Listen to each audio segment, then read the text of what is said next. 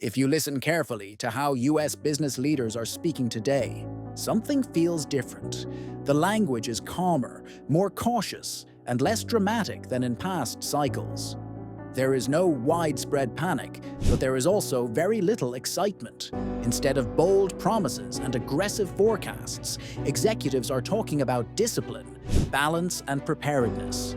This new business mood is not about fear or optimism. It is about realism, and it marks a clear shift in how corporate America views the future. What makes this moment unusual is that many traditional warning signs are missing. Profits remain solid in many sectors. Employment is relatively stable. Consumers are still spending, even if more selectively. Financial markets are not in crisis. And yet, companies are acting with restraint. That contrast is what makes the current mood feel different from past slowdowns or boom periods. One reason for this shift is how uncertainty has changed.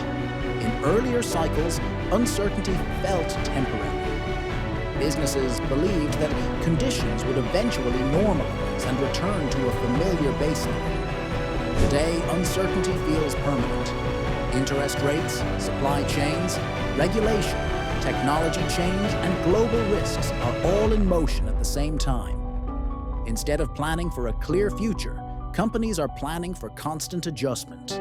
That changes behavior at every level. Another factor shaping the new mood is experience. Many current executives have lived through multiple shocks in a short period of time. They saw demand surge and collapse unexpectedly. They watched stable supply chains fail. They experienced rapid changes in labor availability and financing conditions. Those experiences left a mark. Leaders are less confident in long-term forecasts and less willing to assume that current conditions will last. As a result, businesses are shifting how they define confidence. Confidence no longer means bold expansion or aggressive hiring. It means having options. Companies want flexibility in their cost structures, supply chains, and capital plans. They want to be able to slow down or speed up without causing disruption.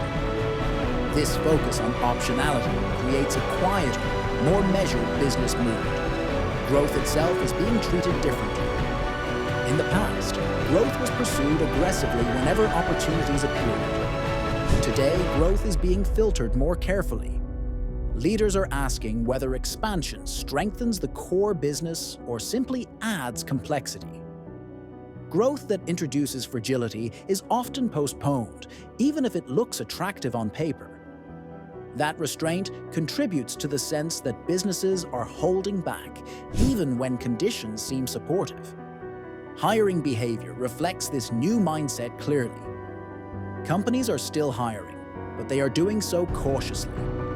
Roles must justify their value. Teams are expected to operate efficiently rather than expand rapidly. At the same time, businesses are prioritizing retention and stability. Avoiding disruptive hiring and layoff cycles has become a strategic goal, not just a human resources concern. Capital spending tells a similar story. Instead of large, all-or-nothing investments, companies are favoring phased and modular approaches. Projects are designed to scale gradually or pause if conditions change. This approach reduces regret and preserves flexibility, but it also dampens the sense of bold momentum that characterized earlier periods. Technology investment has also become more practical.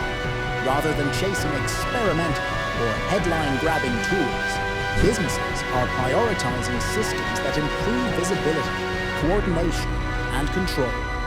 The goal is to understand operations better, not to disrupt them unnecessarily. This shift makes companies more resilient, but it also makes their strategies less flashy. Customer behavior is another reason the mood feels different. Consumers and business clients are spending, but with more scrutiny. They compare prices carefully, delay decisions, and question value more often. Companies feel this sensitivity in their data.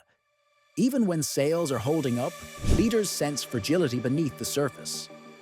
That awareness encourages caution rather than celebration.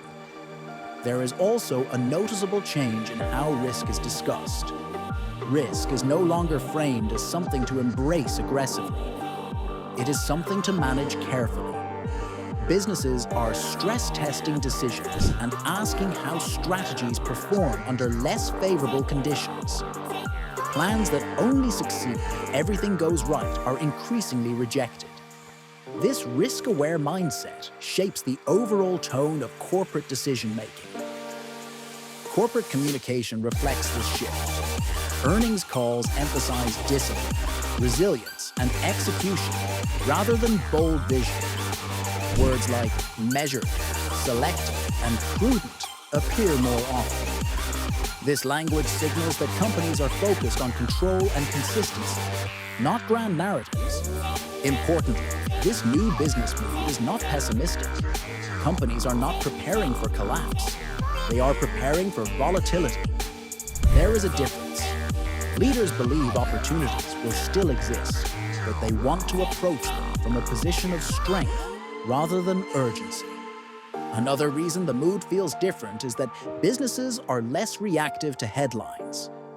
In past cycles, companies often responded quickly to economic news, market swings, or policy changes.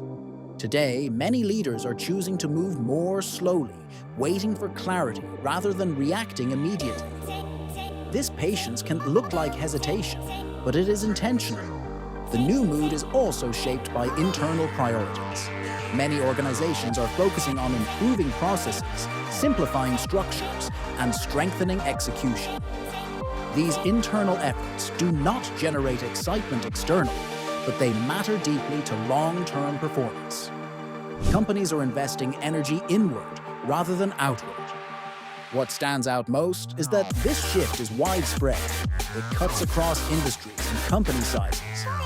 This is not a reaction to a single event or sector-specific issue.